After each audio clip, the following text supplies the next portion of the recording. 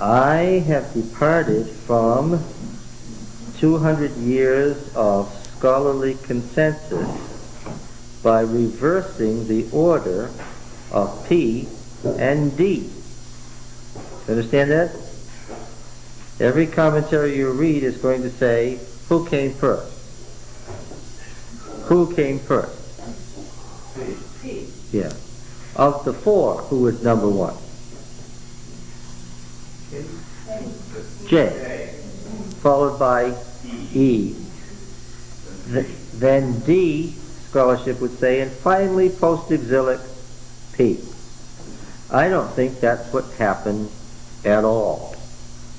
Part of what annoys me about that is that it's based on a series of presuppositions about evolution and how religion evolved that I think are wrong. I think the presuppositions are wrong.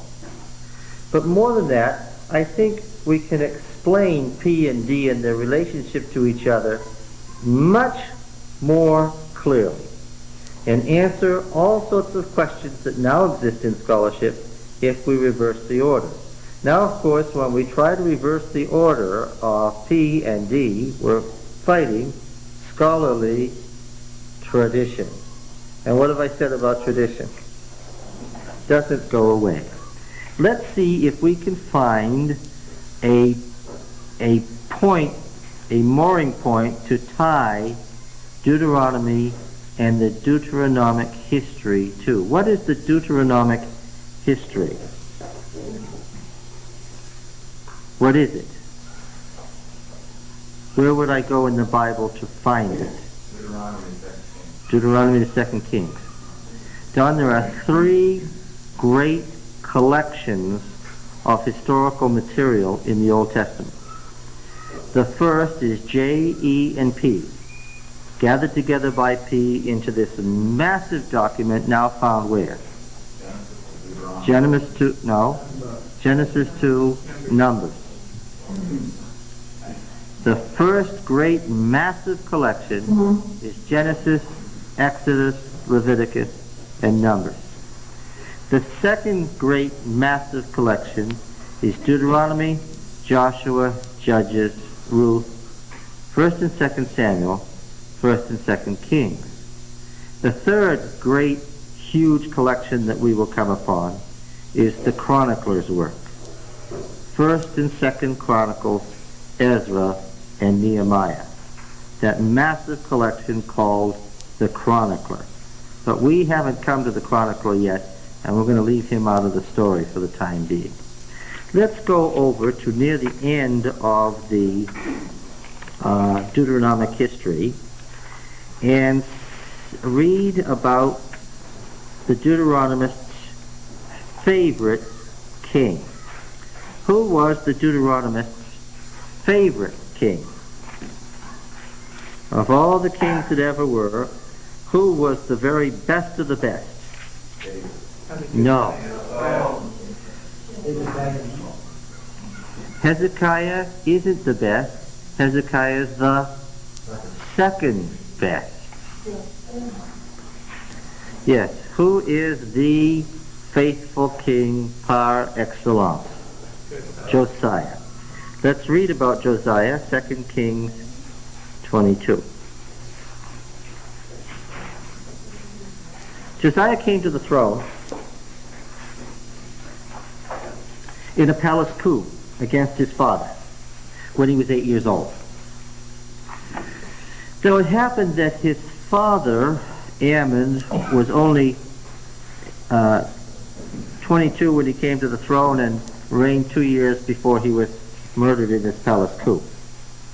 And Ammon was the son of Manasseh, one of those great influential kings of Judah who had reigned for 55 years. Now, if I tell you that one king reigned for 55 years, what can I tell you? It was the age of Manasseh.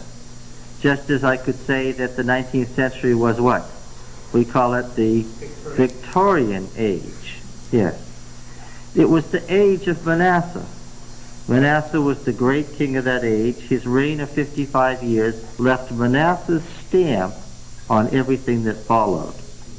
Manasseh had the misfortune to be ruling Judah right after his father Hezekiah. And what happened at the end of Hezekiah's reign was that Assyria reasserted itself, took back control from Hezekiah. He had gained control over all of Palestine, took back control, and made Judah a vassal of Assyria. And this vassalary condition to Assyria occurred right at Assyria's greatest political strength, the great height of Assyrian power. Now, what did being a vassal to Assyria involve? Worshipping Assyrian gods. Yes. Politically, it involved no final decisions made on your own. It meant being watched carefully because you're the buffer state between Assyria and the Egyptian Empire. It meant accepting the Assyrian overlord's gods, placing those gods in the temple, and accepting the Assyrian religion as the state religion. Okay. So throughout the long period of Manasseh's reign, we have the first official departure from Yahwism. It's not that Yahweh was sent away or put aside. What? It was rather that in addition to Yahweh there were other gods. The worship of the sun, the moon, the stars, the astral deities so typical of Assyria. And we're going to hear about that in Deuteronomy. When we read the decode, we're going to find that the great concern of the decode is syncretism, worshiping Yahweh and other gods. Yes. Okay. Now, remember that in Hezekiah's reign, a great change had occurred. The northern kingdom had ended, and the old northern kingdom traditions had come to the south. Okay? In the northern kingdom, there wasn't hereditary monarchy. There was a strong prophetic movement. The prophetic movement was closely related to the Moshite priesthood. Great prophets played the role of Moses. And so it's not surprising that we see that the document that we call E, that always refers to God as Elohim, the prophecy of Hosea, the prophecy of Jeremiah, and Deuteronomy are very, very similar in style and content. What marks all of these is that they all come from the northern kingdom. How do they happen to be in Judah then? Why do we have E, Hosea, Jeremiah, Deuteronomy in Judah, if these are all northern kingdom traditions? How did they get to Judah? When did things go south? The fall of the northern kingdom. The fall of the northern kingdom. What was that date again? 722 to 21, yes. The fall of Samaria after 3 years, the end of the northern kingdom. We said that Jerusalem grew by 400%. The other cities of Judah grew greatly. People moved south. And once that had been accomplished, Hezekiah extended his influence over the northern kingdom. Well, in Manasseh's day, after 689 BC, write it down, after 689 BC, the Assyrians came charging back and regained control over Judah, limited the king of Judah's sphere to Judah, and imposed the Assyrian religion as the state religion on Judah, and also impoverished Judah, I might say. You will remember that Hezekiah was a wealthy king. Right? He was a wealthy king. Manasseh didn't have that wealth. Why? Where did it go? It had to go to Assyria to keep Judah from being destroyed. And so Manasseh had the misfortune to be the king who was in charge of the official demise of Yahwism as a monotheistic religion and the demise of the wealthy Judean state. Now, with these very, very Puritan elements who had come out of the northern kingdom already in the south, how do you think the folks, the brethren, reacted to King Manasseh's acceptance of the official state religion of Assyria? You don't think that the Puritans from the north were happy? Can you imagine somebody who had fled the north to get away from Assyria, finding out 20 years later that they were under Assyrian domination after all, and now in the state of their cousins that had accepted these religions? What did the people who fled the north think about the fall of the north? What did they think? Why did they think it had happened? Just political misfortune. It was bad timing. Couldn't stand in the way of Assyria. Is that what they said? Oh no, what did they say? And therefore? And now, we're in Judah, and what? Same thing is happening again. So, they bore with this through the 55-year reign of Manasseh. Then came Manasseh's son Ammon. He obviously didn't have the political stability of his father. He was 22 years old. He lasted until his 24th year, and he was murdered by his own palace personnel, who took his 8-year-old son under their control, set up a regency, and said, we're going to do things differently. Did their training of the little boy have any effect? Let's read. Josiah was 8 years old, 22:1, when he began to reign, and he reigned 31 years in Jerusalem. His mother's name was Jedidah, the daughter of Adaiah of Bozkah. And he did what was right in the eyes of Yahweh, and walked in all the ways of David his father, and he did not turn aside to the right hand or to the left. In the 18th year of King Josiah, the king sent Shaphan the son of Azaliah, the son of Meshullam, the secretary, to the house of Yahweh, saying, go up to Hilkiah the high priest, that he may reckon the amount of money that has been brought into the house of Yahweh, which the keepers of the threshold have collected from the people, and let it be given into the hand of the workmen who have oversight of the house of Yahweh, and let them give it to the workmen who are in the house of Yahweh repairing the house, that is, to the carpenters and the builders, the masons, as well as for buying timber and quarried stone to repair the house. But no accounting shall be asked from them for the money which is delivered into their hands, for they deal honestly. Take note. In his 18th year, how old is he? He's 26 years old. What is he doing? He's rebuilding the temple. Now, a couple of things had happened. One was that the Egyptian Empire had regained strength and had attacked the Assyrian Empire. Another very serious thing is that a violent and bloody civil war had broken out in Assyria, and the Babylonians had once again rebelled. The Assyrians were at a serious disadvantage because suddenly they had big trouble of their own. The fact that Josiah is repairing the temple tells you that he already had or was about to do what? Yes?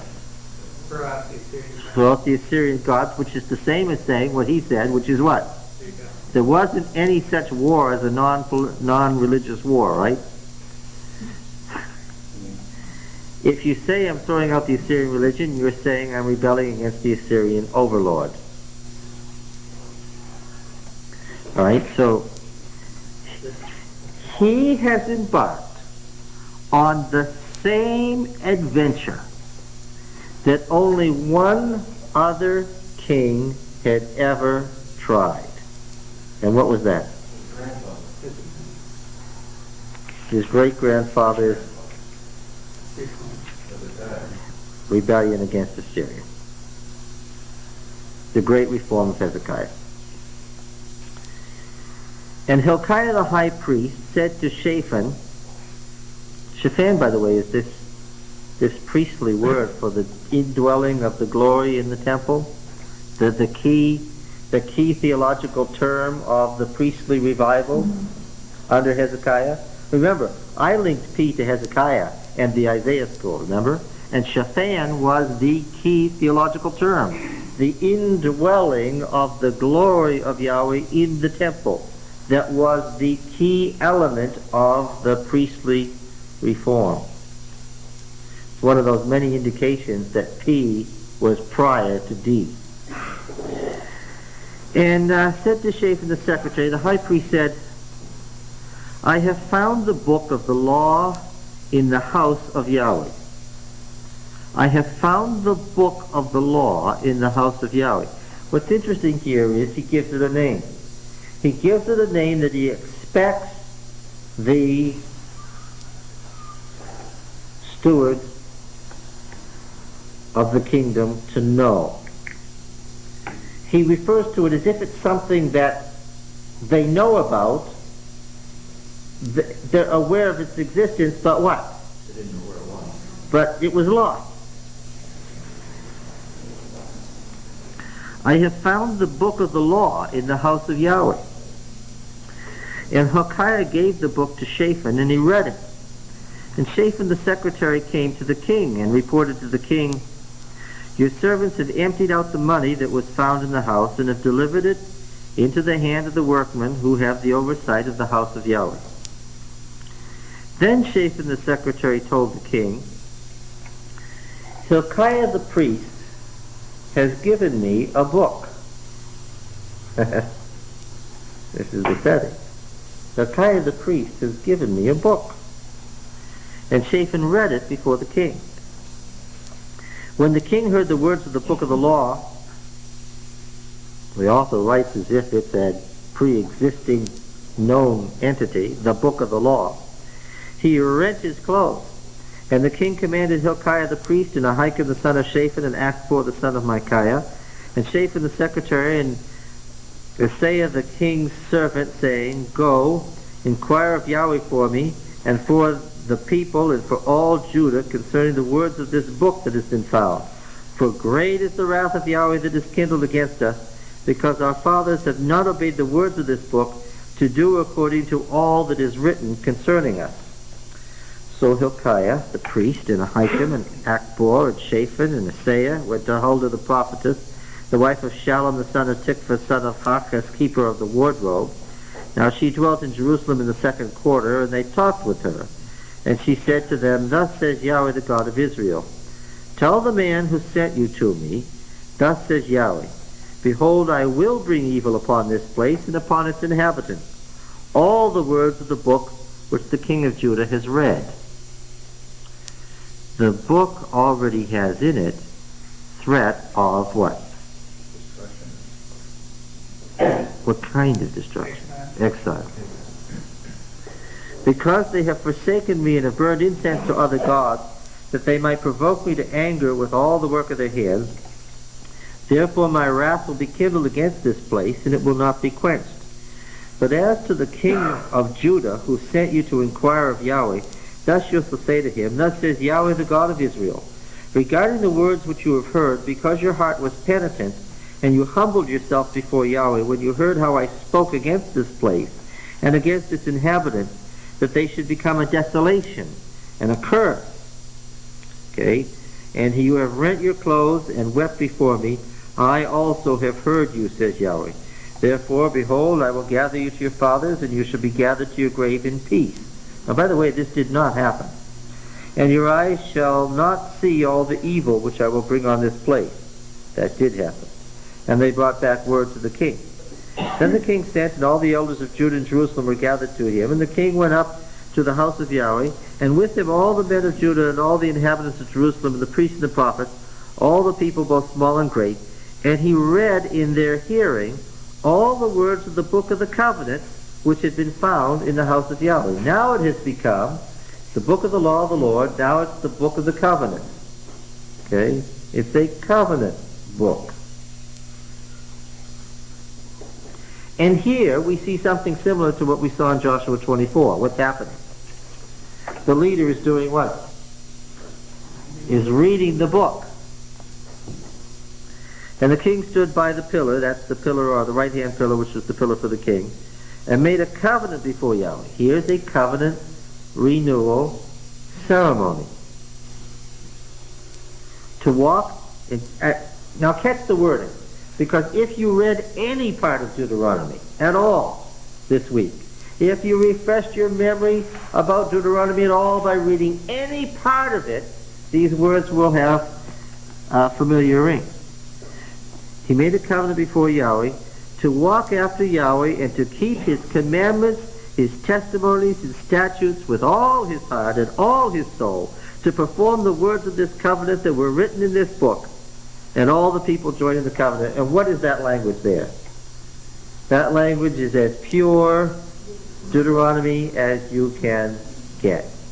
There's nothing like it in Genesis, Exodus, Leviticus, and Numbers.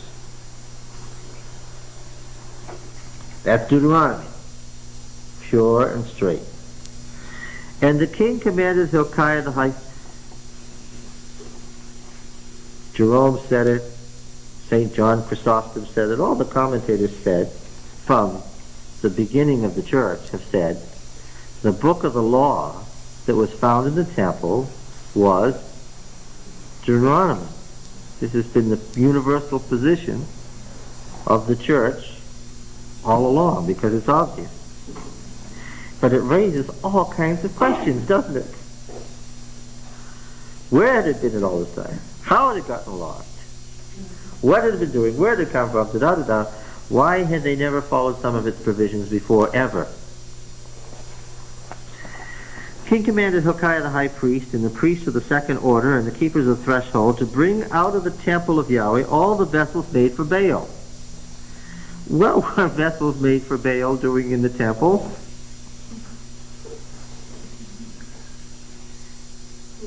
For Asherah, his good wife, his sister, and for all the host of heaven. What were they doing there?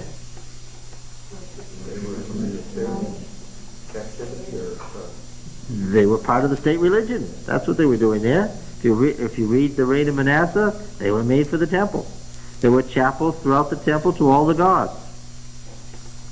Now they could have their own little private religion by saying Yahweh was the highest God, right, the most high God, and that he sat centered with the heavenly court around him. And these gods were the other members of the heavenly court. That's how they could explain their syncretism to themselves. All right? Brought them to the fields of the Kedron and carried their ashes. He burned them outside Jerusalem in the fields of the Kedron and carried their ashes to Bethel. Why did he burn all the stuff related to the pagan gods and carry their ashes to Bethel? 9 mile walk to carry the ashes. Why? To desecrate the former yeah, to further desecrate the Bethel shrine, of course. And do you remember what was at the Bethel shrine? The golden bull. And he deposed the idolatrous priests whom the kings of Judah had ordained to burn incense in the high places at the cities of Judah and round about Jerusalem. Those also who burned incense to Baal, to the sun and the moon and the constellations and all the hosts of heaven. And he brought out the Asherah from the house of Yahweh outside Jerusalem to the brook Kedron and burned it at the brook Kedron and beat it to dust and cast the dust of it on the graves of the common people. And he broke down the houses of the male cult prostitutes which were in the house of Yahweh, where the women wove hangings for the Asherah. And he brought all the priests out of the cities of Judah and defiled the high places where the priests had burned incense from Geba to Beersheba. And he broke down the high places of the gates that were at the entrance of the gate of Joshua the governor of the city, which were ones left at the gate of the city. However, the priests of the high places did not come up to the altar of Yahweh in Jerusalem, but they ate unleavened bread among their brethren. That makes no sense unless you've read Deuteronomy. After we read what you should do with the priests of the high places in the D code, then it will make sense. It's another point where we're tied directly to something that's said only in Deuteronomy. In all that mass of material gathered by P, there's no careful description of how to relate the priests of the old high places to the priesthood of the temple. Only in D do we have that described.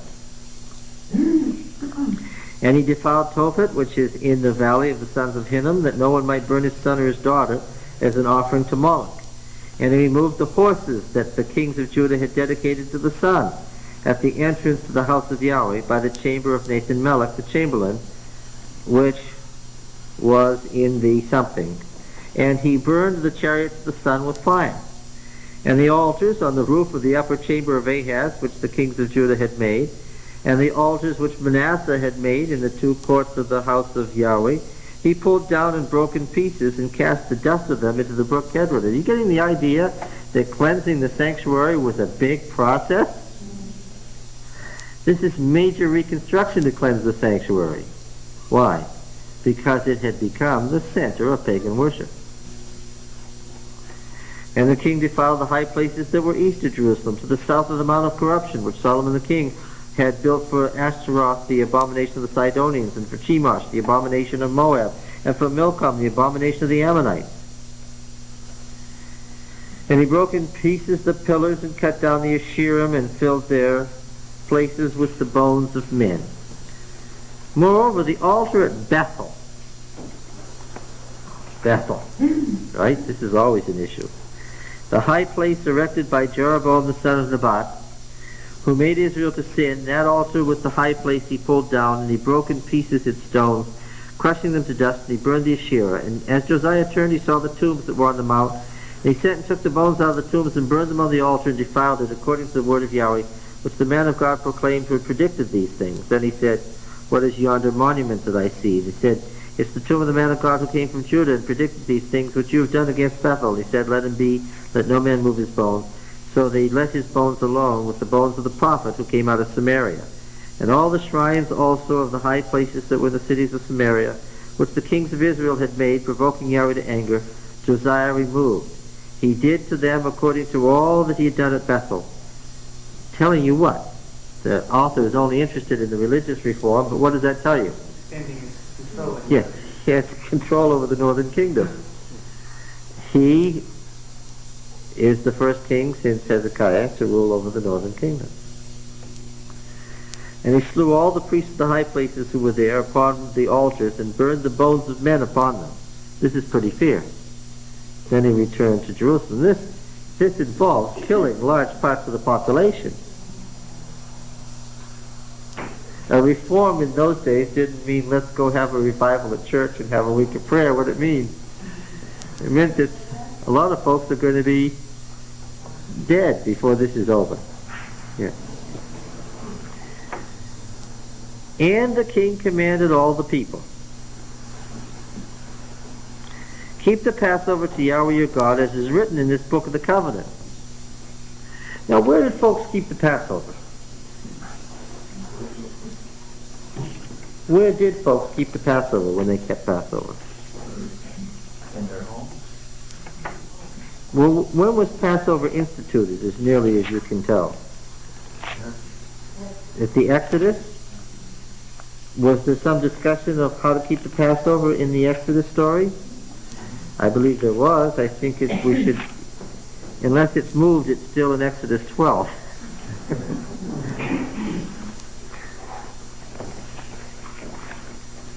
Did you keep your finger in 2 Kings?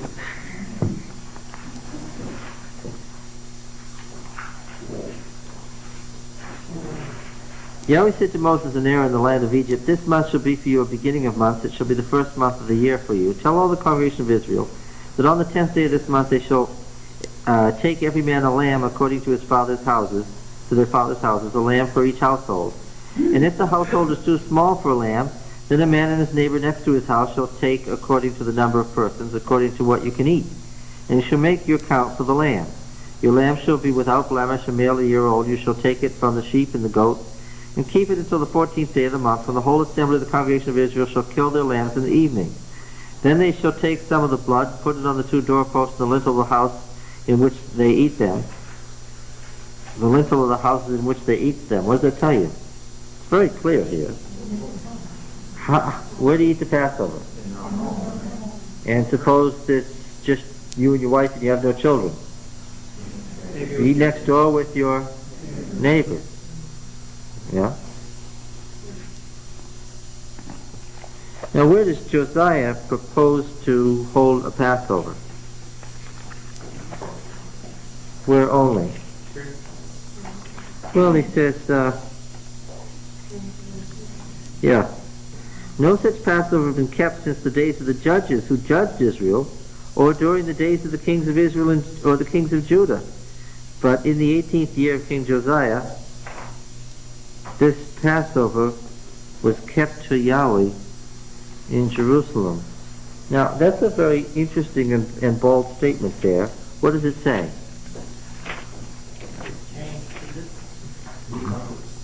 They had never kept a Passover in this manner since the days of the judges. They must be. It wasn't P, right? So if it wasn't P, where can we go to find how to keep a Passover? Which happens to be in the heart of what? Can you find Deuteronomy 16 up there? It's in the middle of the D code.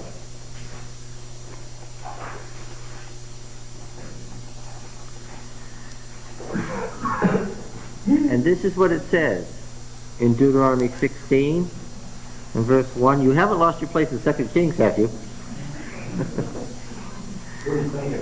No. Observe the month of Aviv, and keep the Passover to Yahweh your God. For in the month of Aviv, Yahweh your God brought you out of Egypt by night. And you shall offer the Passover sacrifice to Yahweh your God from the flock or the herd at the place where Yahweh will choose to make his name dwell there. It's clear, it's explicit, it's one of the Deuteronomist's favorite phrases. We'll talk about the name theology momentarily, but where do you have the Passover? Huh? Well, remember, Deuteronomy wasn't created in the time of Josiah. So you say Jerusalem, the temple. I'm reading Deuteronomy. Deuteronomy is ancient material passed down through the family of Moses. It's at the place where Yahweh will make his name dwell. Give me such a place. Shiloh. Excellent. That was such a place. Can you give me an even earlier place? The wilderness. Mount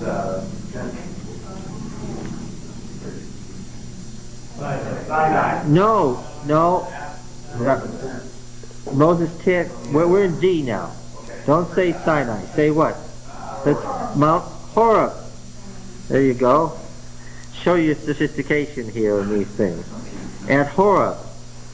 Okay, Horeb, Shiloh. Can you give me one in between?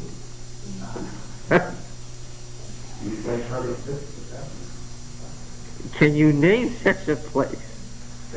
Shechem. Absolutely. Where was the covenant renewal ceremony done in Joshua's day? Where does Deuteronomy say to hold your covenant renewal ceremony? In Shechem. Shechem. Shiloh. You may now say Jerusalem. Yes. The phrase, the place where Yahweh will choose to make his name dwell there, deliberately says what? It's not automatically one place forever. Right? but it is one place at a time. Indeed, It's wherever the Ark of the Covenant is. that is correct. But the Ark of the Covenant also meant it is supposed to show the presence of Yahweh. No. No. There you go, quoting P again.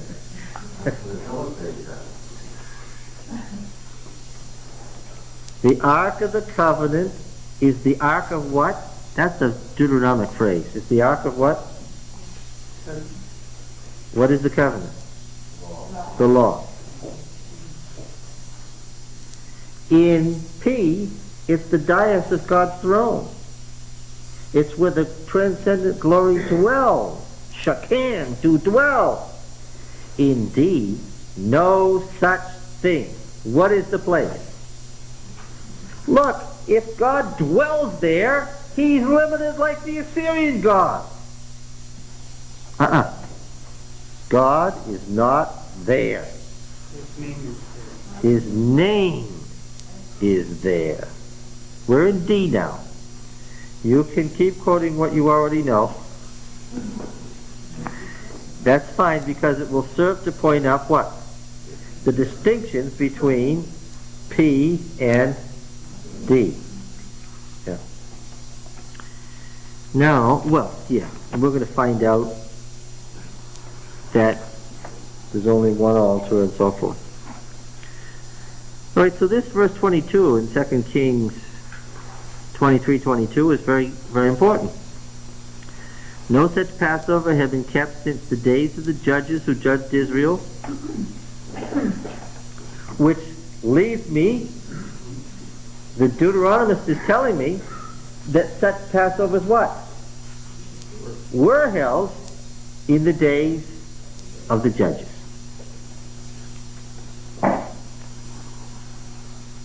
And remember, the monarchy was a rejection of the system of the judges. Doesn't part of this problem and understanding it seems to be our hang-up with the millions that came out of how could millions of people gather together? Yeah, that's right. That's just not possible. That's right. We commented on the word for military unit, there being 600 military units, and eventually, during the time of the empire, this Hebrew word began to mean what? Because there were 1,000 men in a military unit in the Assyrian Empire, it eventually took on the meaning what? 1,000. So 600 groups of 50 became what? 600,000 men of war, plus the women and children, and so, yeah. If we work them down to their 12,000 or so, then we can get a good camp meeting out of it, can't we? Yes. Can you imagine this marauding band marauding through the city-states of ancient Palestine, 2 million strong? There wouldn't have been any marauding. Yeah, there wouldn't have been any marauding, that's for sure. And how they could possibly surround the city would have been... There's only 3.5 million people in the modern state of Israel, with all the Jews and all the Arabs and everybody else. Yeah. Yeah, that's right. That's right. We have to remember that. Moreover, Josiah put away, now we're in Deuteronomy 18. Josiah put away the mediums and the wizards and the teraphim and the idols and all the abominations that were seen in the land of Judah and Jerusalem, that he might establish the words of the law that were written in the book that Hilkiah the priest had found in the house of Yahweh. These phrases, this collocation of things that you can't have and can't do, are found only in Deuteronomy 18. So the new age started very much then. Oh, yes, sure. The bad news for Shirley MacLaine is that had she been living in King Josiah's reform, what? He would have killed her. Yes, now, here's this famous statement that we alluded to before. Before him there was no king like him, who turned to Yahweh with all his heart and with all his soul and with all his might, And before I finish the sentence, what do I recognize? Turn to Yahweh with all his heart, all his soul, all his might. What am I? This is Deuteronomy. This is pure Deuteronomy. Who said that about David? Was that The Deuteronomist never gives such praise to David. The Deuteronomist is, let us say, of mixed opinion about David. When we read through the Deuteronomic history, he's not pleased frequently. Now then, before him there was no king like him, who turned to Yahweh with all his heart, with all his soul, with all his might, according to all the law of Moses, nor did any like him arise after him. And I have to say, where does this come from? It comes from no prophet like Moses before him or after him, from Deuteronomy 34. Josiah is what? He's Moses. Okay. Oh, there was, John, in 2 Kings 18, a similar statement about the other accepted king. 18 in verse 5, about Hezekiah. The Deuteronomists loved Hezekiah because he was the forerunner of Josiah.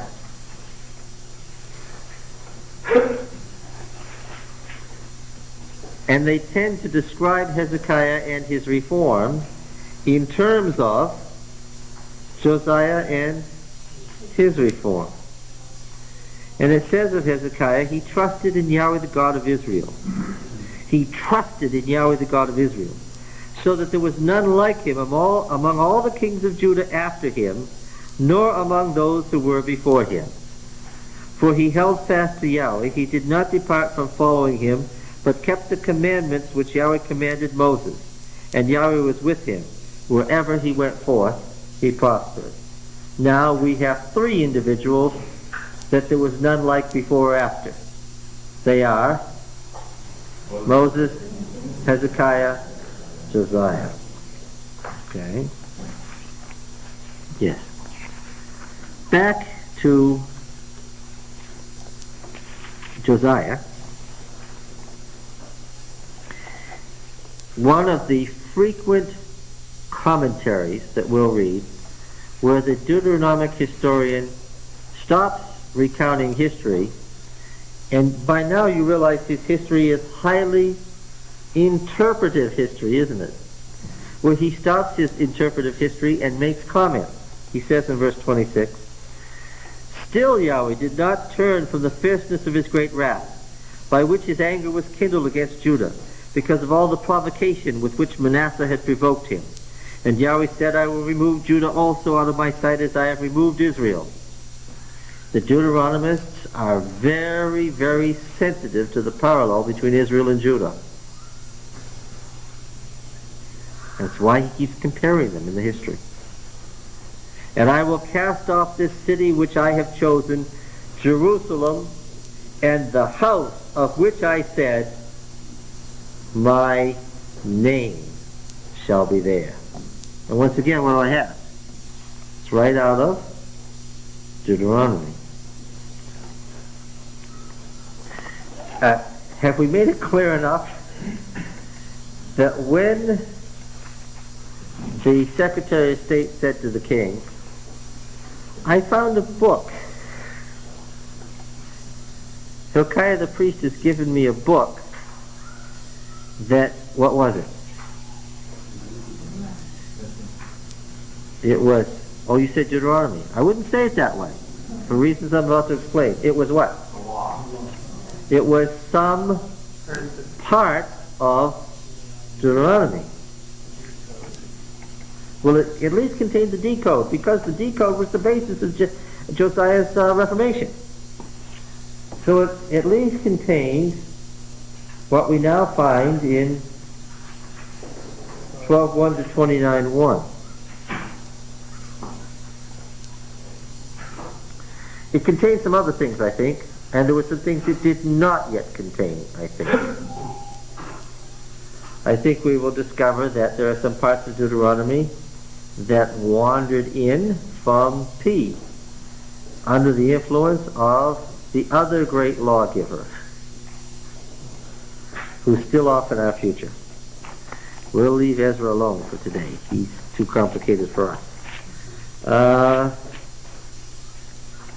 Let's look at what we have in this first section here. The covenant ceremony, which I have said is the old core. Yes, get that camera over there and let's just look at it for a while. Just leave the camera there while we spend some time on that. The old core. And it's a ceremony. Now I've read Deuteronomy aloud to people for years, for 20 years. And I have noticed the unusual reaction that reading Deuteronomy aloud gets in people. When you read it just silently, it's laborious and monotonous.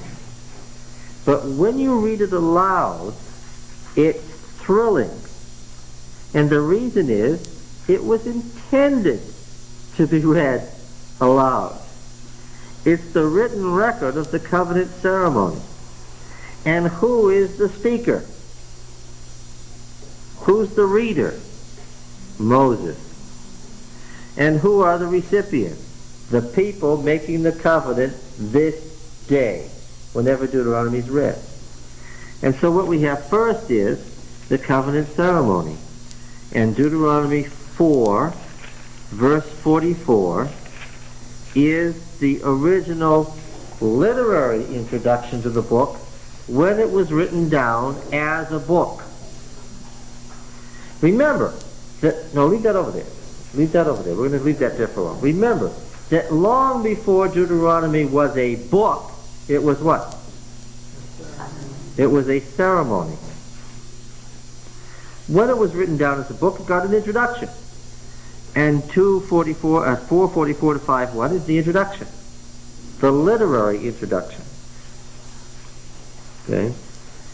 But at 5:1, the actual beginning. Hear, O Israel. This is the oral introduction. You can tell it's an introduction. It's a call to people to hear. It's the beginning. Hear, O Israel, the statutes and the ordinances which I speak in your hearing this day. Opening sentence. And you shall learn them and be careful to do them. Yahweh our God made a covenant with us in Horeb. Not with our fathers did Yahweh make this covenant, but with us, who are all of us here alive this day. Yahweh spoke with you face to face at the mountain, out of the midst of the fire, while I stood between Yahweh and you at that time, to declare to you the word of Yahweh. For you were afraid of the fire, and you did not go up into the mountain. He said, I am the Lord your God, who brought you out of the land of Egypt, and out of the house of bondage. You shall have no other gods besides me. Not before me. That's not monotheism. Have no other gods besides me.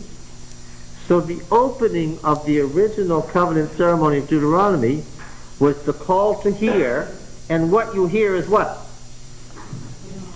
You hear the Decalogue. You hear the law. That's where it begins. You hear the revelation, the teaching. Torah means the teaching or the revelation. You hear the law.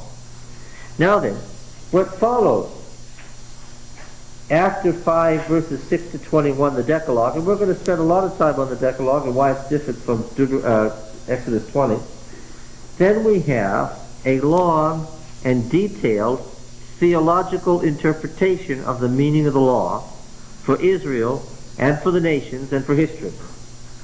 And it is long and detailed, and it takes up various different themes, 5:22 to 11:25. And when he gets near the end of the sermon, you can tell that you are near the end of the sermon and that he is concluding. So let's go over to 11.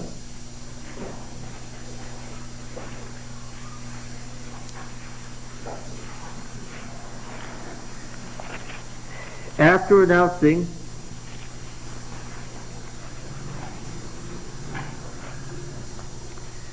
announcing what will come in time to come, he says, verse 26, "Behold, I set before you this day a blessing and a curse.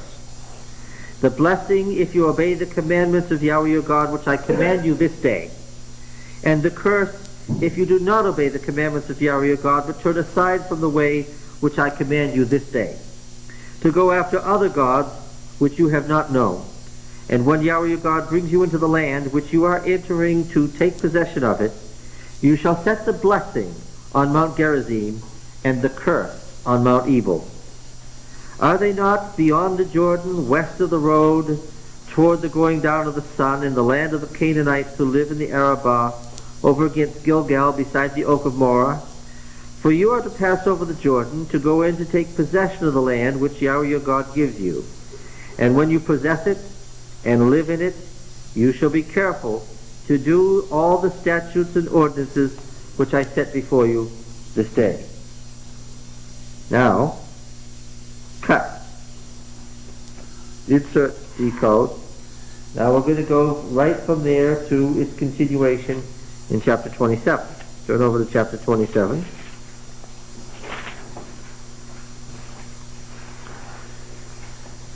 When the author inserted the decode, he had to pick up the story. When he inserted the decode, everything between 12 and 26 was inserted into the middle of his story. He had to pick up the story again. Therefore, in chapter 27, verse 1, we have an introduction that had to be written because of the insertion. "Now Moses and the elders of Israel commanded the people, saying, Keep all the commandments which I command you this day." That is 11, verse 32, repeated. 11:32. "Be careful to do all the statutes and ordinances which I set before you this day. Keep all the commandments which I command you this day." He's picked it up again. Now what was he talking about? He was talking about the blessing and the curse, the ceremony on Mount Ebal and Mount Gerizim. Where again are Mount Ebal and Mount Gerizim? Where did we say last week? They're the two mountains where Shechem, which means the shoulder, is in between. It's in the valley. There are the two mountains, Ebal and Gerizim, and you're in the valley between them at Shechem. And so he was talking about a covenant ceremony at Shechem, the blessing and the curse. And what does he say here? Verse 2, "And on the day you pass over the Jordan to the land which Yahweh your God gives you, you shall set up large stones and plaster them with plaster, and shall write on them all the words of this law." If you understand that chapter 27 is a continuation of chapter 11, you know what the words of this law are. Because some commentators have missed the link between 11 and 27, they foolishly think that all the words of this law refers to what? The decode. Can you imagine writing all the words of the decode in plaster? Even great biblical scholars write in expensive commentaries that that's what this means. It doesn't mean that at all. If we saw the plaster, how many words would we have seen in the plaster? 10. Oh, I didn't bring my little thing with the 10 words on it. Where did we get that? 10 business. Several times in Deuteronomy, Moses tells us what? God spoke the 10 words, yes. Yes, that's what Decalogue means, 10 words, yes, that's right. All the words of this law, when you pass over to enter the land which Yahweh your God gives you, a land flowing with milk and honey, as Yahweh your God, the God of your fathers, has promised you. And when you passed over the Jordan, you shall set up these stones, concerning which I command you this day, on Mount Ebal. That's what he was discussing. And you shall plaster them with plaster. And you shall build there an altar to Yahweh your God, an altar of stones. You shall lift no tool upon them. You shall build an altar to Yahweh your God of unhewn stone. And you shall offer burnt offerings on it to Yahweh your God. And you shall sacrifice peace offerings and eat there. And you shall rejoice before Yahweh your God. And you shall write on these stones all the words of this law very plainly. Moses the Levitical priest said, keep silence and hear, O Israel. This day you have become the people of Yahweh your God. How did they become the people of Yahweh that day? By what? By the covenant renewal ceremony. Yeah. Why did they have to make new pastors of the law when they had to copy a handwritten copy of the law? Because where was the copy of the law? Where was it? In the ark. No, you couldn't lift that up and say, ooh, yeah, 10 words, all right.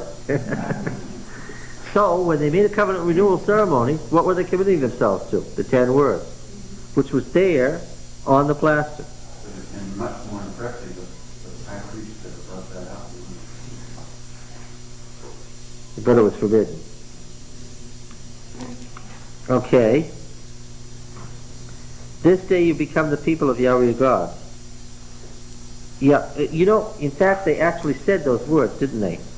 If you read 26:16, it says, this day Yahweh your God commands you to do these statutes and ordinances. You shall therefore be careful to do them with all your heart and with all your soul. You have declared this day concerning Yahweh that He is your God, and that you will walk in His ways and keep His statutes and commandments and ordinances, and you will obey His voice.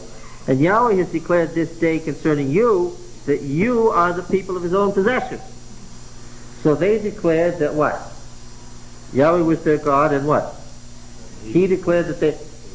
Do we have those words?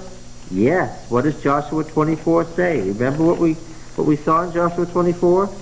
In the covenant renewal ceremony in Joshua 24, Joshua says, don't serve Yahweh. You can't serve Yahweh.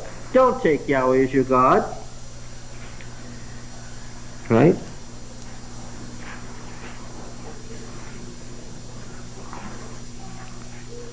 And what are the people? The people answered, verse 16, far be it from us that we should forsake Yahweh to serve other gods, for it is Yahweh our God who brought us out of us and our fathers up from the land of Egypt, out of the house of bondage, and who did those great signs in our sight, and preserved us in all the ways that we went, and among all the peoples through whom we passed.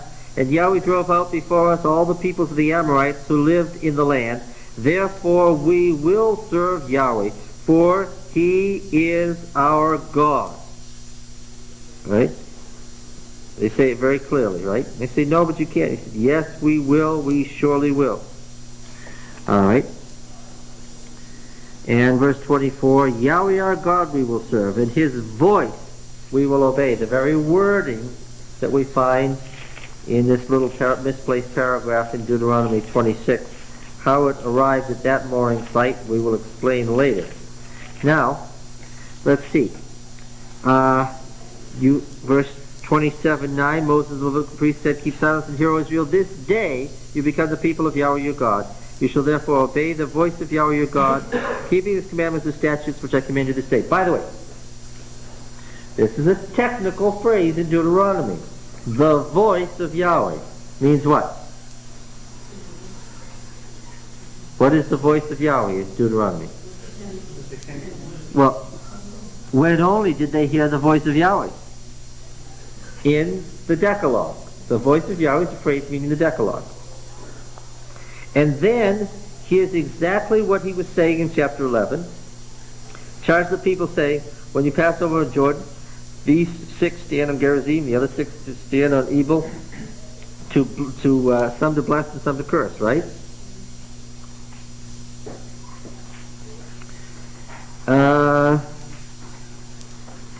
Verse 12 says, these 6 tribes are to bless the people, and the other 6 are for the curse. Now what follows in verse 15 is a series of 12 curses. But Moses said in chapter 11 that it would be the blessing and the curse. Here in chapter 27, continuing his statement, they are now going to repeat the blessings and the curses. We only find what? Curses. I have absolutely no doubt, say it with 100% certainty, that what? There were 12 blessings which have been lost. Okay?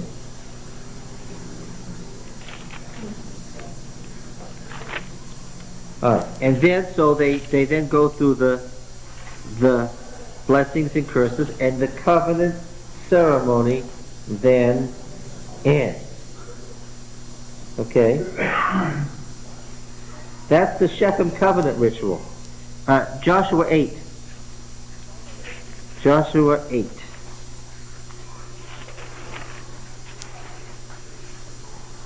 After the long description of the conquest, the initial conquest, in verse 30, Joshua 8 and verse 30,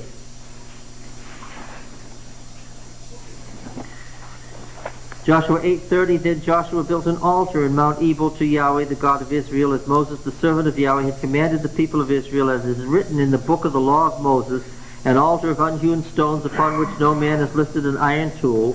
And they offered on it burnt offerings to Yahweh and sacrificed peace offerings. And there in the presence of the people of Israel, he wrote upon the stones a copy of the law of Moses which he had written. And all Israel, sojourners as well as homeborn, with their elders and officers and judges, stood on opposite sides of the ark before the Levitical priests who carried the ark of the covenant of Yahweh, half of them in front of Mount Gerizim and half of them in front of Mount Ebal, as Moses the servant of Yahweh had commanded at the first, that they should bless the people of Israel. And afterward he read all the words of the law, the blessings and the curse, according to all that is written in the book of the law. There was not a word of all that Moses commanded which Joshua did not read before all the assembly of Israel, and the women and the little ones and the sojourners who lived among them. In every one of these covenant renewal ceremonies, there's mention of the reading of the law. Okay? And so what we have in the covenant ceremony is the old covenant book concluding in the actual making of a covenant. Now into that original covenant book here has been inserted the law code here. When Moses got down near the end of the ceremony, and he said, now it's time for you to obey all the words of the covenant, the commandments, statutes, and ordinances. As soon as they got to that phrase, the editor said what? Here's the place to insert the code. Okay? And so we have the covenant code with its conclusion. This stuff, a new covenant, comes from what period?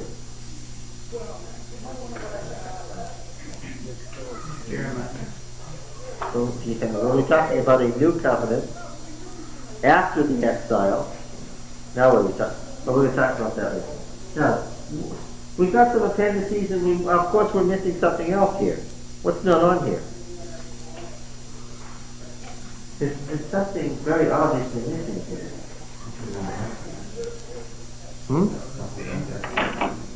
Well, the appendices, there's a whole bunch of them. And we'll talk about those, but it's not the ending that's missing. Yeah? What?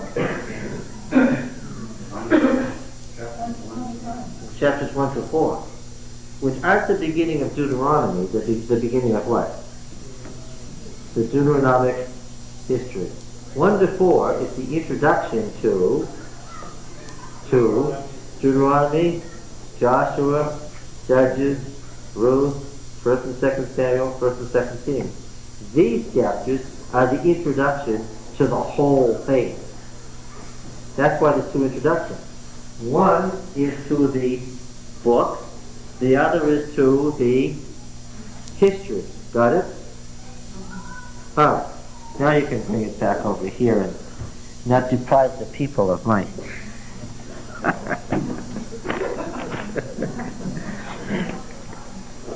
Alright. We're going to keep going over this, and after the 15th week it'll seem obvious. Just one. That last line there should be 30, 15, and 20. Yeah, it should be 30, 15 to 20. The last line is, yeah. Wrong. Alright, now, we've said enough to make, this is, what we said so far in the first 3 hours is by way of introduction. We're very close to the conclusion of the introduction now.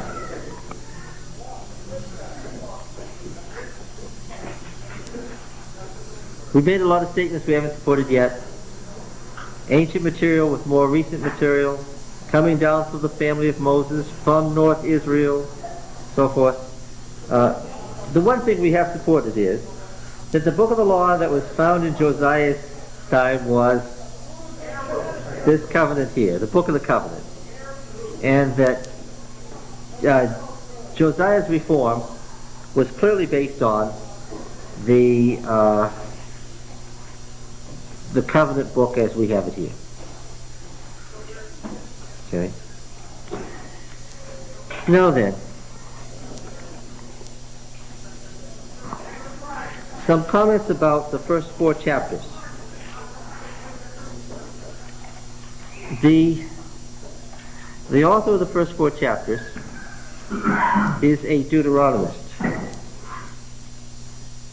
Have you gotten the idea by now? Remember when I said P in the Isaiah school? Have you gotten the idea now that people didn't do things in isolation in ancient times? There wasn't a person out in a cave writing the Bible. What was there? Schools. There were theological schools, frequently representing a family. Right? Because how did you get to be part of something in the ancient world? How did you become a chariot maker? You were born to it. How did you become a prophet? You were born to it. The prophetic guilds were a family. Okay? Very often related to one another. Okay? Now then, the Deuteronomic school, as it's generally called, is indeed a school. I have no question that the Deuteronomic school is closely related to prophecy as it existed in the Northern Kingdom. I am also certain beyond doubt that the Deuteronomists are what by profession? Priests. Absolutely no question. The folks who write the... Somebody didn't sit down one day and say, well, I think I'll write the Bible. Who considered themselves to have such authority to write the sacred text? Those who had been appointed by God to do so. Okay? Now, the only person you can listen to in Deuteronomy is who? Chapter 4, right? 4:1, and now, O Israel, give heed to the statutes and the ordinances which I teach you. Notice the I. Which I teach you. And do them, that you may live, and go in and take possession of the land which Yahweh the God of your fathers gives you. You shall not add to the words which I command you, nor take from it, that you may keep the commandments of Yahweh your God which I command you. Really, the commandments of God are commanded through Moses. He commands them to keep the commandments. He's the teacher. Don't add to them. Except that as soon as Moses dies, what? You have to add to them. Why? Because Moses isn't there. Except that what? Because of the hereditary nature of things, when the king died, what did they say? The king is dead. Long live the king. Because the king always lived on in what? Yes. And so we could say, just as clearly, Moses is dead, long live Moses. And in fact, that's exactly what Deuteronomy 34 says. Moses is dead, long live Moses. And in Deuteronomy 18, of course, is the famous crux. Deuteronomy 18:15, right in the heart of the covenant in the decode.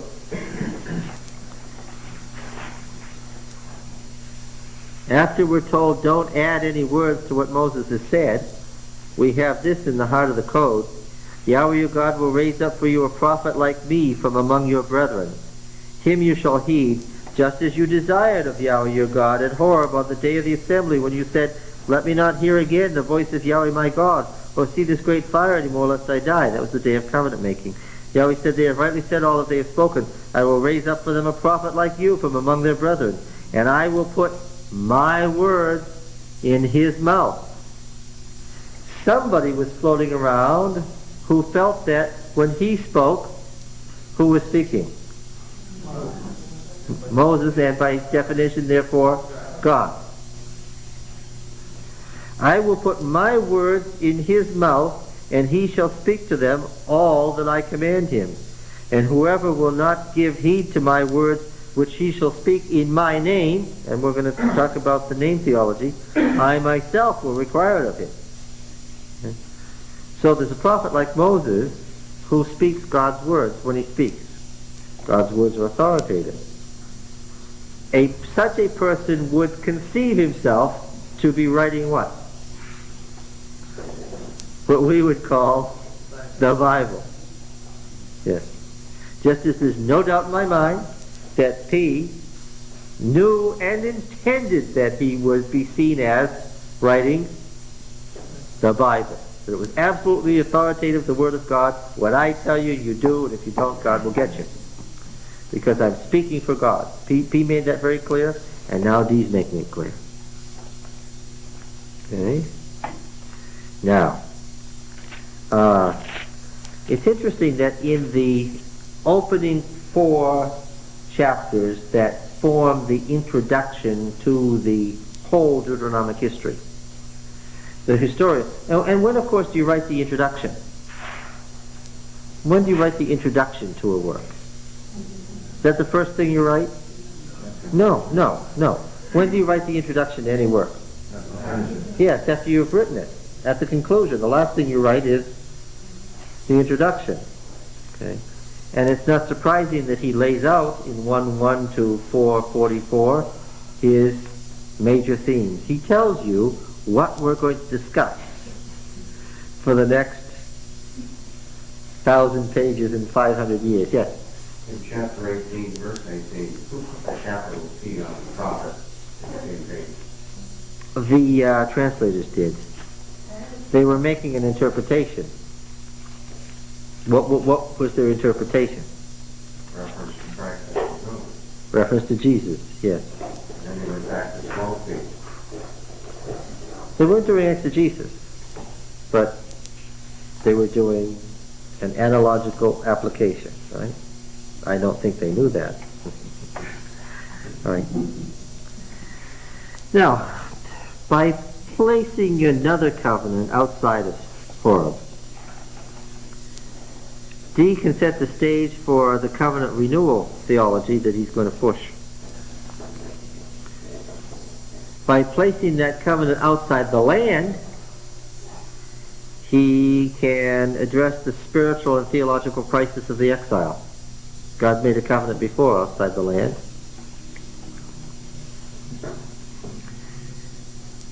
Indeed, the later covenant is more basic than the Sinai covenant. In P, what's the great revelation of God? Found where? Sinai. The revelation of Sinai makes it possible for the transcendent Creator God to come and dwell with His people. That's classic P. I hope you can recognize the priest when he's writing. In D, the basic covenant is the one made here, the this day covenant. All right, this is the basic covenant that sets the stage for all covenant renewals. Okay, now the Deuteronomist believes that the past is prologue.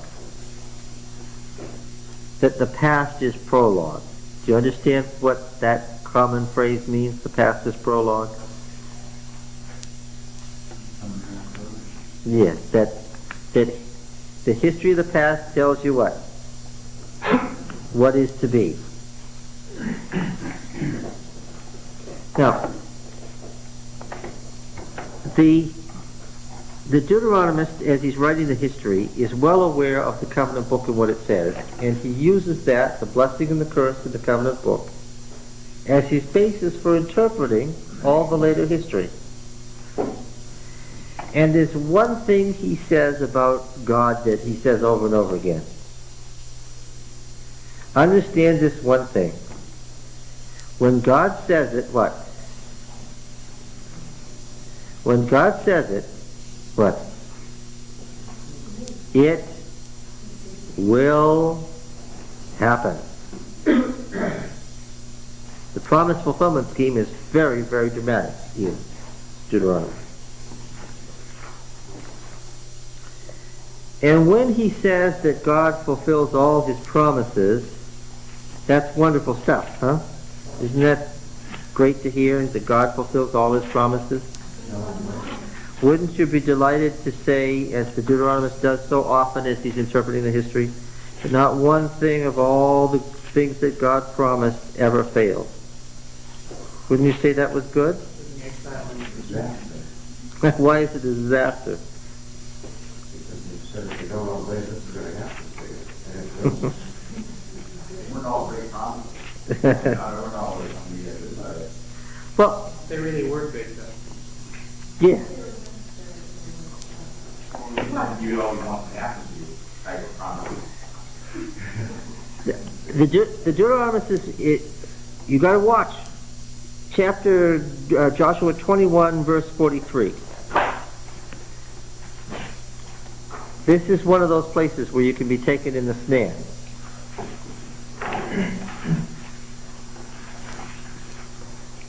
After describing Joshua's apportionment of the land, okay, after saying that Joshua has actually done the conquest and apportioned the land that God promised, he makes this comment. And this is another good example of where the historian breaks off from reciting history and gives you his commentary. Today we would do this on television by having what? We would have the action, and then what would happen? A voiceover of the narrator would come in, like John Boyce speaking at the end of the Waltons, right? And this is the narrator's voice breaking in. Thus Yahweh gave to Israel all the land which he swore to give to their fathers. And having taken possession of it, they settled there. And Yahweh gave them rest on every side, just as he had sworn to their fathers.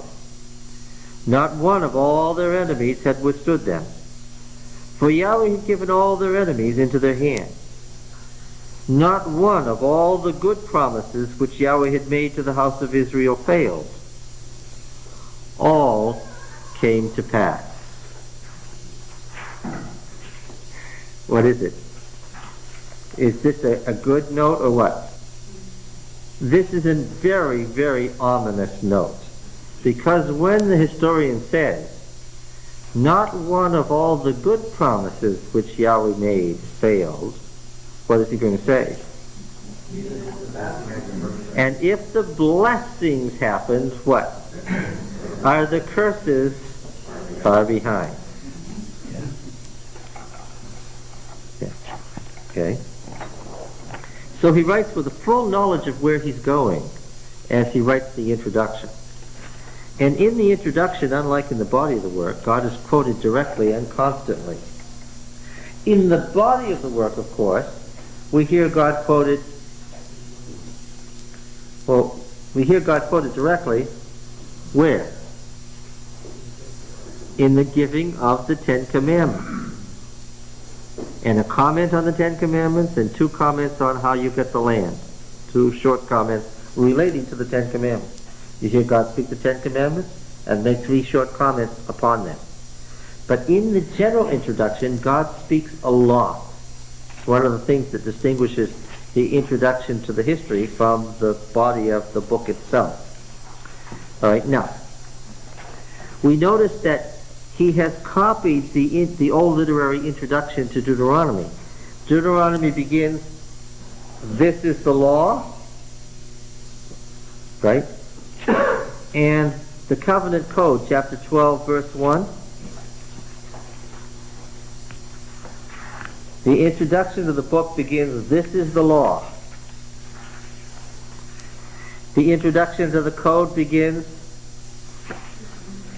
these are the statutes. All right? And so how does the historian begin his general introduction? These are the words.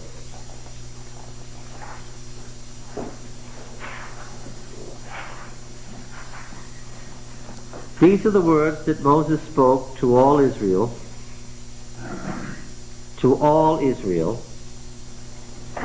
Later on, he's going to address the covenant renewal to all Israel. Why? Because the northern kingdom went into exile a century and a half before the southern kingdom. And all Israel was rent asunder. And later we're going to find out that all Israel is a technical term to him. For all Israel that must now be renewed and restored. All the tribes, Israel and Judah, all Israel must come back. So he's laying a basis here. He spoke to all Israel. Beyond the Jordan in the wilderness. In the Arabah, over against Suf, between Paran, the wilderness of Paran, and Tophel, Laban, Hazeroth, and Jezreel, these places that they had to fight against outside the land. Outside the land. Now he distances himself from the original covenant.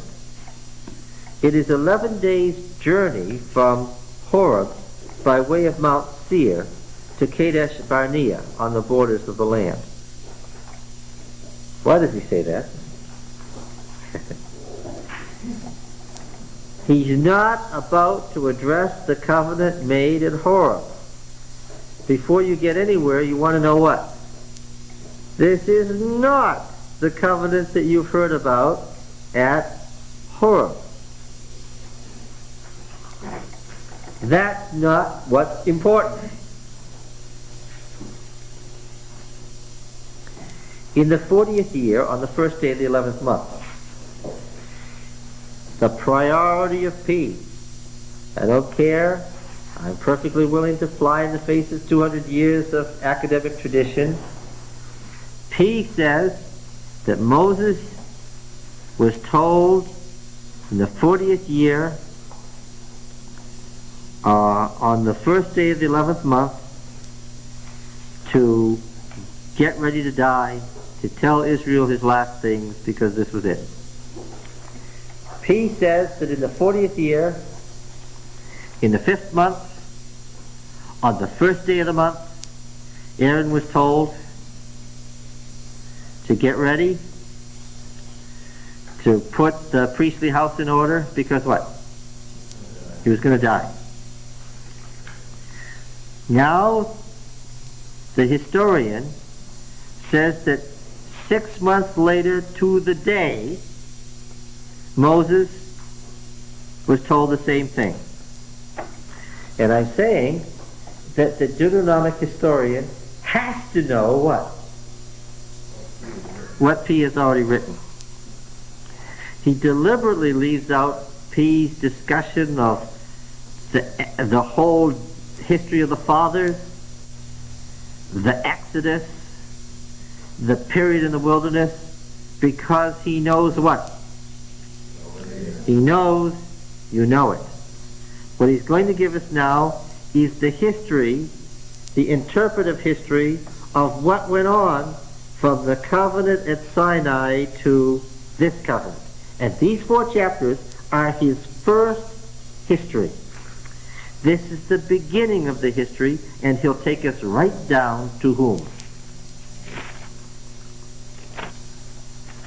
How far down will he go?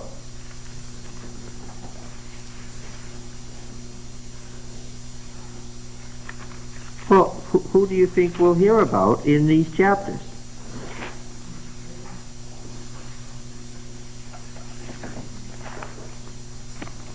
Well, where does he next take up his history? Let's ask that question. Where does he begin dealing with history proper?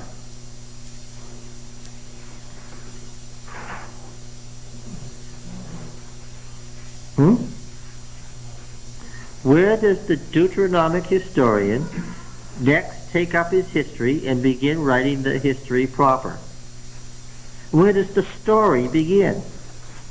After the introduction. There's no Simon and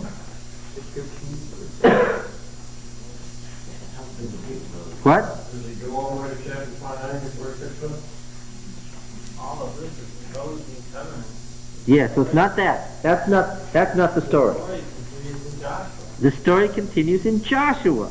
Oh, that was hard to get to. So, who does Moses turn his authority over to? To Joshua. Well, let's see. Do you suppose that he will carry us down to Joshua? Now, he only has 4 chapters to do all this.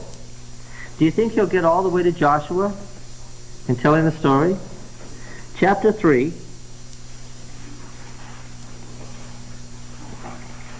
verse 27. 3:27.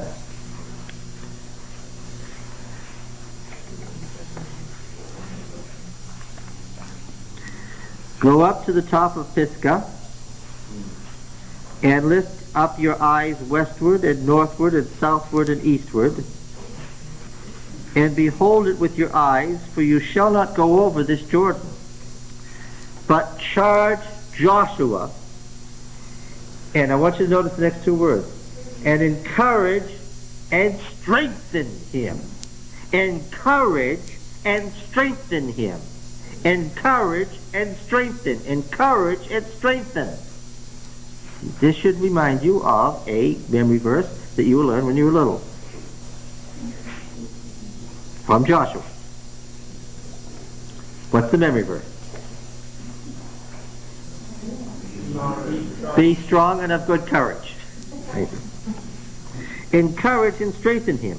For he shall go over at the head of this people, and he shall put them in possession of the land which you shall see. Chapter 31, verse 7.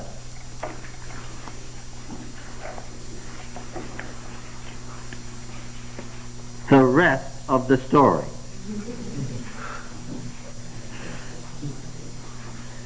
(31:7). The story is deliberately broken up by the historian. He has his reasons. What's the rest of the story doing in 31:7? He has his reasons. Then Moses summoned Joshua. He was just told to summon Joshua and encourage and strengthen him. Now we have, then Moses summoned Joshua. And by the way, this has nothing to do with what he was just discussing in the previous 6 verses of 31. This is the rest of the story we've just been reading. Then Moses summoned Joshua and said to him in the sight of all Israel, what? Be strong and of good courage, for you shall go with this people into the land which Yahweh has sworn to their fathers to give them, and you shall put them in possession of it. Direct quote from what God just said to him in the previous sentence, back in chapter 3. It is Yahweh who goes before you. He will be with you. He will not fail you or forsake you. Do not fear or be dismayed. Verse 14. And Yahweh said to Moses, behold, the days approach when you must die. Call Joshua and present yourselves at the tent of meeting, that I may commission him. And Moses and Joshua went and presented themselves in the tent of meeting. And Yahweh appeared in the tent in a pillar of cloud, and the pillar of cloud stood by the door of the tent. Verse 23. The stuff in between is another story. Verse 23. And Yahweh commissioned Joshua, the son of Nun, and said, be strong and of good courage, for you shall bring in the children of Israel into the land which I swore to give them. I will be with you. Joshua 1, verse 6.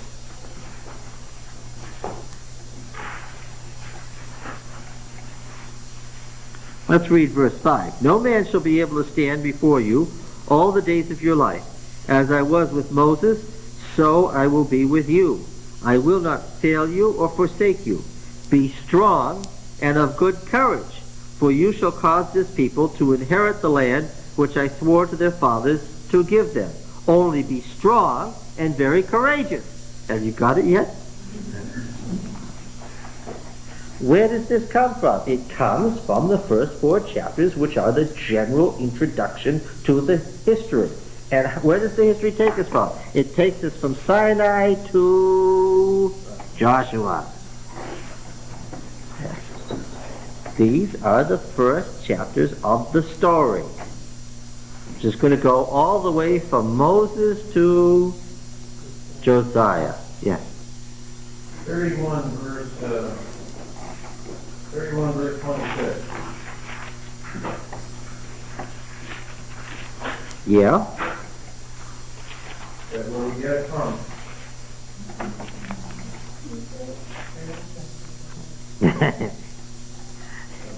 You found a reference to Deuteronomy being the book of the law in Deuteronomy.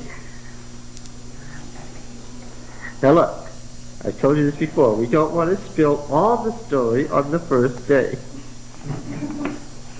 We have to have something new and fun to say next week. Yeah.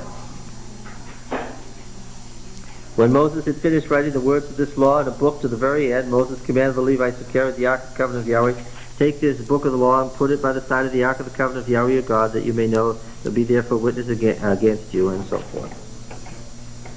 Now, what we're really talking about is the introduction to the Deuteronomic history here now, chapters 1 to 4. Okay? Back to chapter 1.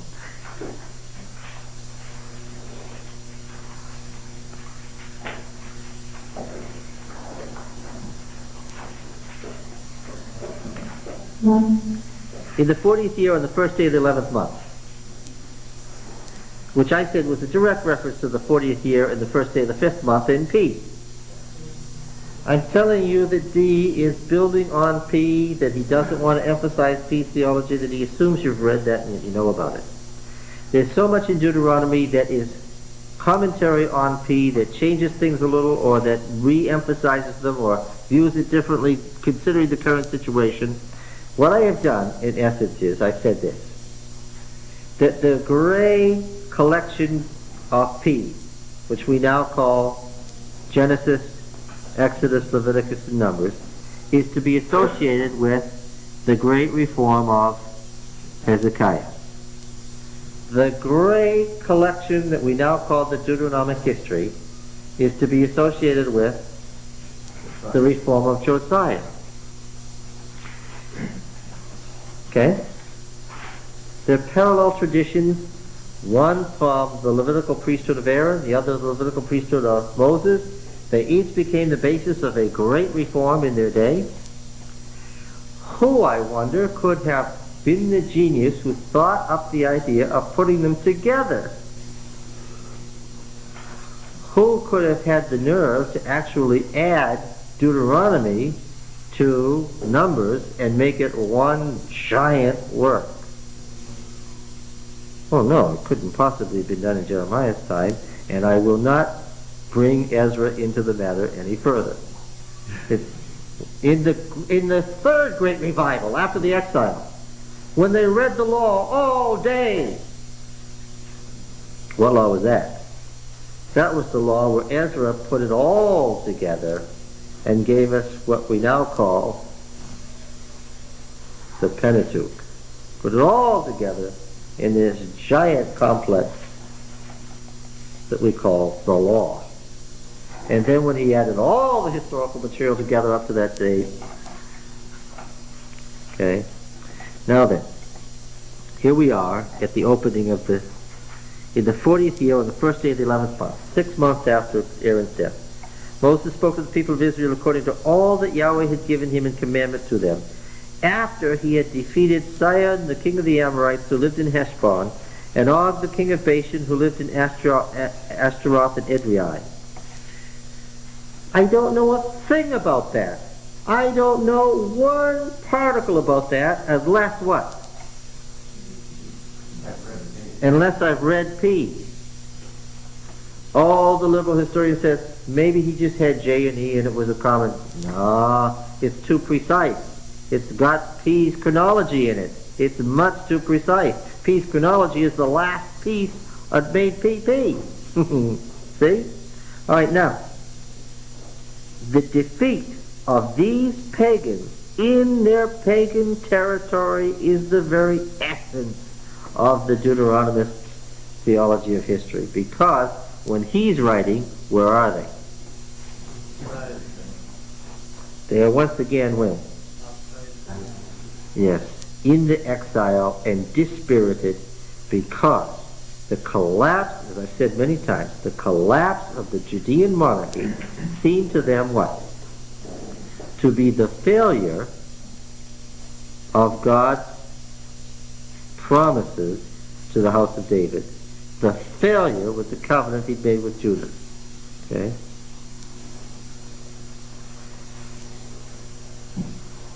The historian wants us to know what? How many of God's promises failed? Not one.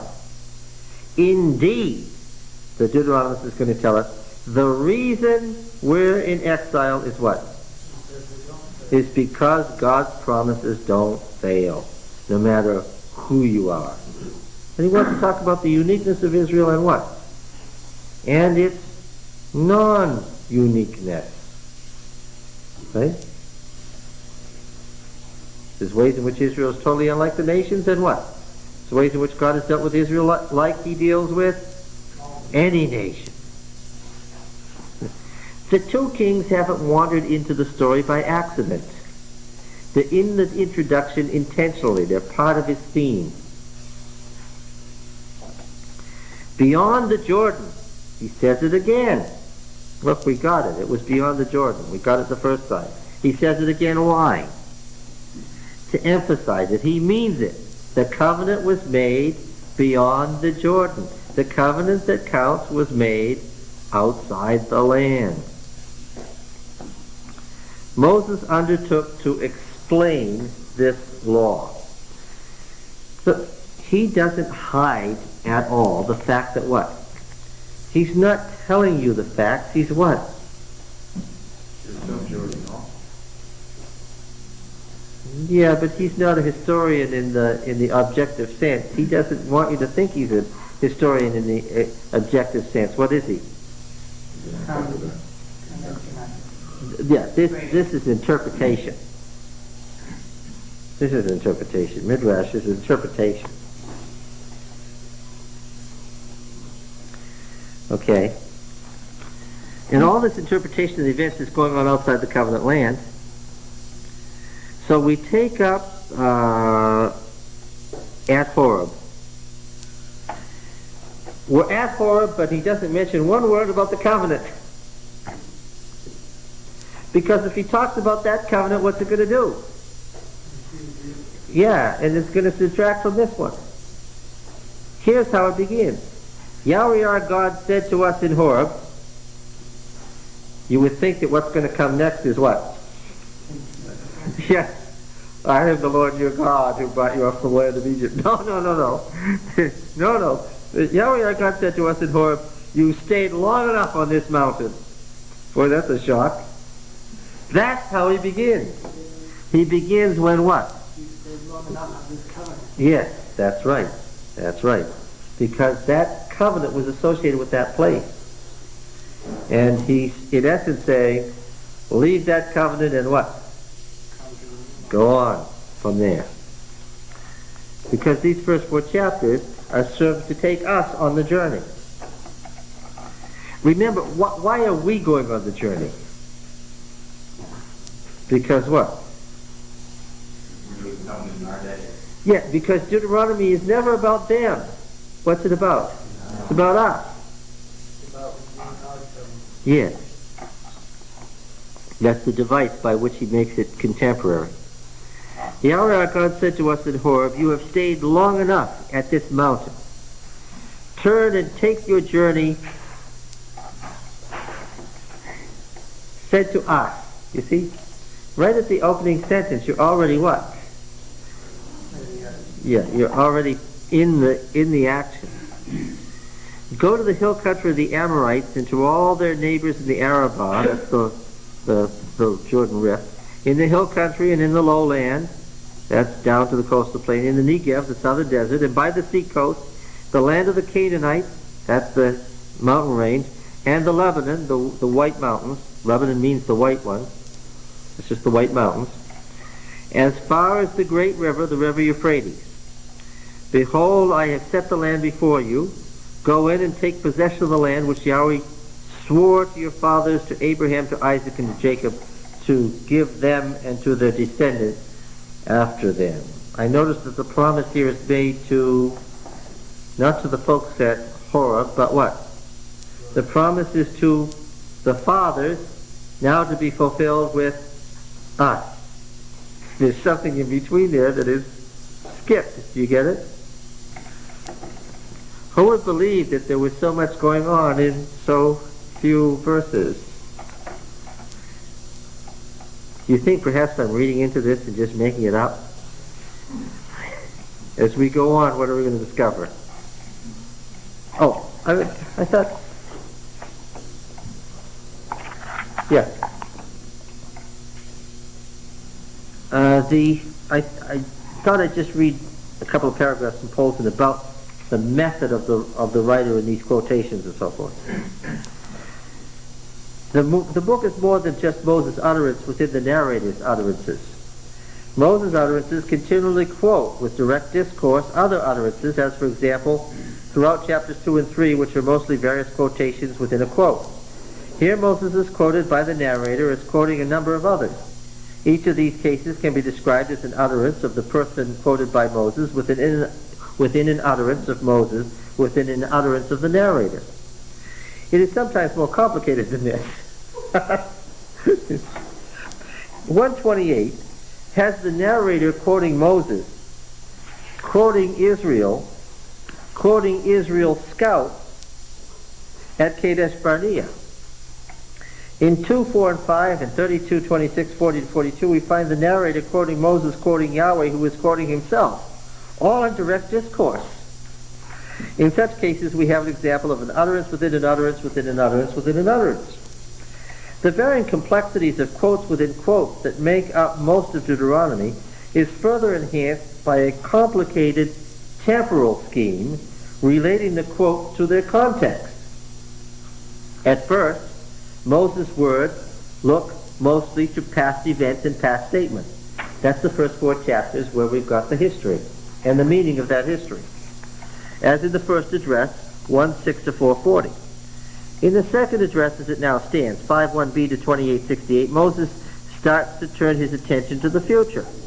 And a much larger proportion of other people's utterances found within this address express what they will, should, or should not say at some time in the future. Then in the third address of Moses, 29:2 to 31:6, whenever Moses quotes anyone directly, it is their future utterances that he now quotes, coinciding with the almost complete orientation of the final address toward the distant future. Are you getting this? The temporal relation of Moses' inclusions of utterances within his own utterances is occasionally even more complex, as for example in 9:26 to 29. In this pericope, the narrator is quoting Moses, who in the valley of Beth Peor is quoting what he, Moses, had said at Horeb to the effect that he had prayed that the Egyptians would not say such and such a thing at some time subsequent to the events narrated at Horeb. One of the immediate results of this exceedingly complex network of utterances within utterances is the deliberate representation in Deuteronomy of a vast number of intersecting statements, sometimes in agreement with one another, sometimes interfering with one another. This enables the book to be the repository of a plurality of viewpoints, all working together to achieve an effect on the reader that is multidimensional. We should not be surprised to find such a sophisticated work has come down to us from the first millennium BC. Right? Yeah. One of the Jepd Wright's commentary, he says it has the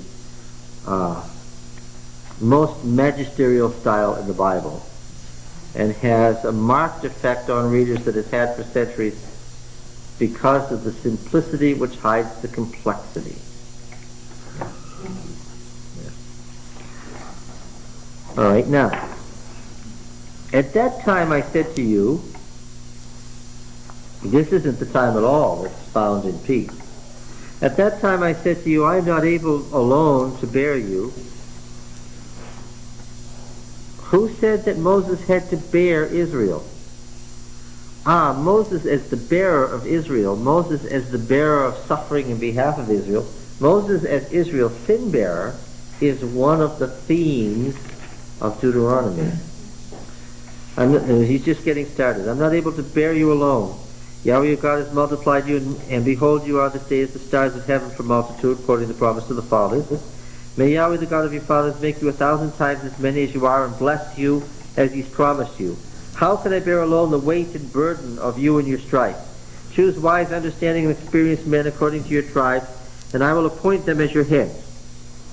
And you answered me, the thing that you have spoken is good for us to do. So I took the heads of your tribes, wise and experienced men, and set them as heads over you, commanders of thousands, commanders of hundreds, commanders of 50s, commanders of 10s, and officers throughout your tribes. And I charged your judges at that time, hear the cases between your brethren, and judge righteously between a man and his brother and the alien that is with him. You shall not be partial in judgment. You shall hear the small and the great alike. You shall not be afraid of the face of man, for the judgment is God. And the case that is too hard for you, you shall bring to me, and I will hear it. And I commanded you at that time all the things that you should do. Well, what's going on here? Why does Moses take this up here? According to the old J&E narrative, Moses got the idea of judges from his father-in-law before they ever got to Sinai. Later on, P says that isn't true, that it happened after Sinai. And here, D agrees with P against J and E. In any case, why does he bring it up? What's it doing here?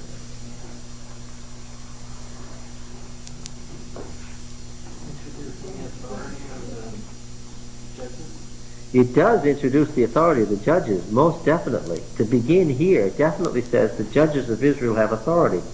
The judges of Israel, are they a part and parcel of living on the land? What? Now let me ask the question again. Listen to what I'm asking. Are the judges of Israel and their authority part and parcel of living on the land? Yes. No. Are they part and parcel of living on the land? The judges of Israel and their authority come from where? Read what he says. They come from outside the land and prior to the covenant. Now, if perchance Israel should find itself outside the land, what? The judges still have authority. The judges still have authority. Someone is still sitting in whose seat? In Moses' seat. It says here that there's local judges, and what else is there? There's the chief justice. There's the high judge. Where did the high judge originally live?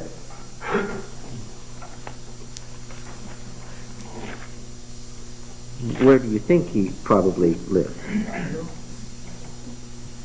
Chapter 17 and verse 8.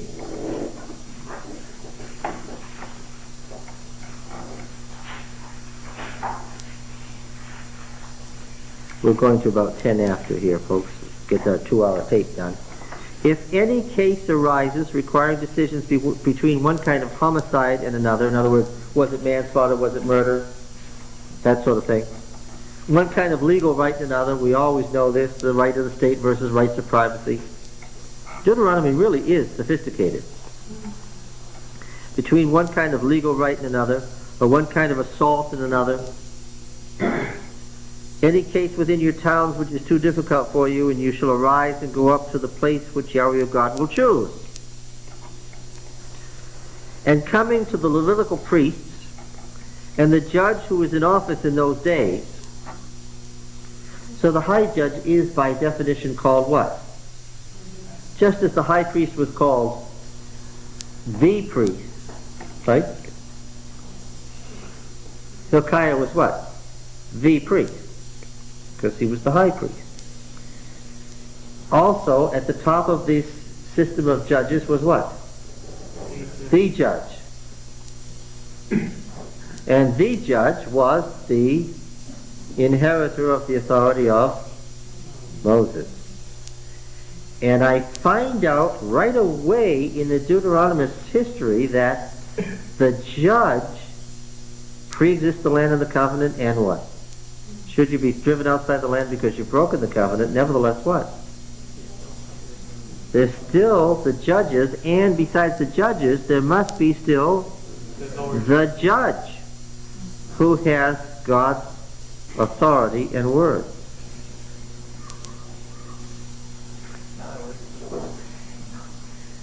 There's somebody who thinks even in the exile, what? Even in the exile, he's got Moses' authority. God's special spokesman. Yeah. Lots of times along the way in the history, we have talk that sounds like the Deuteronomist. How about this in 1 Kings 8? Remember in 1 Kings 8, Solomon was dedicating the temple?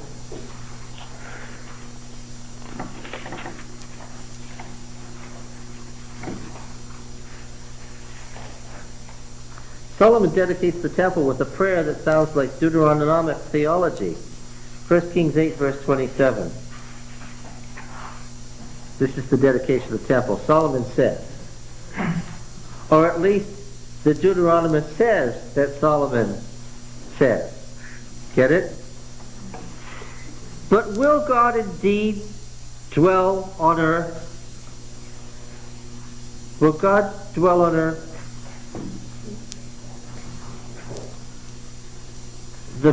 The P would have said what? Well, his glory will. D says what? No. Will God indeed dwell on earth? Behold, heaven, the highest heavens cannot contain thee. How much less this house which I have built? Yet have regard to the prayer of thy servant, to do his supplication, O Yahweh my God, hearkening to the cry and to the prayer which thy servant prays before thee this day, that thine eyes may be open night and day toward this house, the place of which thou hast said, my name shall be there. Solomon is speaking as if what? He opens his mouth and speaks as if what? As if he's the Deuteronomist. That thou mayest hearken to the prayer which thy servant offers toward this place, and hearken thou to the supplication of thy servant and of thy people Israel, when they pray toward this place. Yea, hear thou in heaven thy dwelling place, and when thou hearest, forgive. If a man sins against his neighbor and is made to take an oath, and so forth. Verse 33, when thy people Israel are defeated before the enemy because they've sinned, and so forth. Verse 35, when heaven is shut up and there is no rain because they've sinned against thee, and pray toward this place and acknowledge thy name and turn from their sin, and so forth. Verse 37, if there's a famine in the land, if there's pestilence or blight or mildew, Solomon's prayer sounds like Solomon had lately been reading Deuteronomy 28, because it's a compendium of the curses in the order found in Deuteronomy 28. And I'm beginning to suspect that Solomon's prayer may have been just retouched a bit by the Deuteronomist.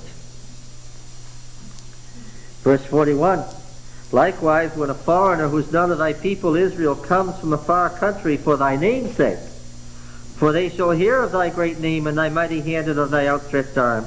When he comes and prays toward this house, hear thou in heaven thy dwelling place, and do according to all which the foreigner calls to thee, in order that all peoples of the earth may know thy name and fear thee, as do thy people Israel, and that they may know that this house which I have built is called by thy name. If thy people go out to battle against their enemy by whatever way that thou shouldst send them, and they pray to Yahweh towards the city which thou hast chosen and the house which I have built for thy name, then hear thou in heaven their prayer and supplication, and maintain their cause. Verse 46, interesting. And if they sin against thee, for there is no man who does not sin, and thou art angry with them, and dost give them to an enemy, so that they are carried away captive to the land of the enemy, far off or near, yet if they lay it to heart in the land to which they have been carried captive, and repent, and make supplication to thee in the land of their captors, saying, we have sinned, we've acted perversely and wickedly, if they repent with all their mind and with all their heart in the land of their enemies, who carried them captive, and pray to thee toward their land, which thou gavest to their fathers, toward the city which thou hast chosen, and toward the house which I have built for thy name. Then hear thou in heaven thy dwelling place their prayer, their supplication, and maintain their cause, and so forth. Right? Suddenly Solomon's talking about what? And going into exile. And you have a new covenant. You repent in the exile, and you turn toward this city and toward the house where God's name is when you repent and you pray. And Daniel 9. Daniel chapter 9. Said one of the most famous modern scholars writing his book on Daniel in the Anchor Bible commentary, we shall presumably never know how a Deuteronomic prayer got into the middle of the book of Daniel. You've got to remember, he thinks Daniel was written when? When? 2nd century, 167 to 164 during the Maccabean Wars, right? So he can't figure how. Yes. Remember that Jeremiah was Daniel's teacher, and Daniel we would have to say is what, therefore? Daniel is what, by definition? No, Daniel wasn't a priest, but he's what? School, yes, part of the Deuteronomic school. Then I turned my face to the Lord God, seeking him by prayer and supplication. I prayed and made confession, saying, O Lord, the great and terrible God, who keepeth covenant and steadfast love with those who love him and keep his commandments. And suddenly Daniel is what? Daniel is, yes. And then he quotes Deuteronomy at length, and he says in for instance, how about verse 9? To the Lord our God belong mercy and forgiveness, because we've rebelled against him, and have not obeyed the voice of Yahweh our God, by following his laws, which he sets before us by his servants the prophets. All Israel has transgressed thy law, and turned aside, refusing to obey thy voice. And what is this full of? Well, if you didn't know the background of the theology of Deuteronomy, you wouldn't understand. But now you understand what? Daniel speaks in the classic language of the Deuteronomist, seeking the new covenant that is promised in Deuteronomy in the exile. Okay? So much so that we're going to say that when we get to Daniel, what are we going to be doing?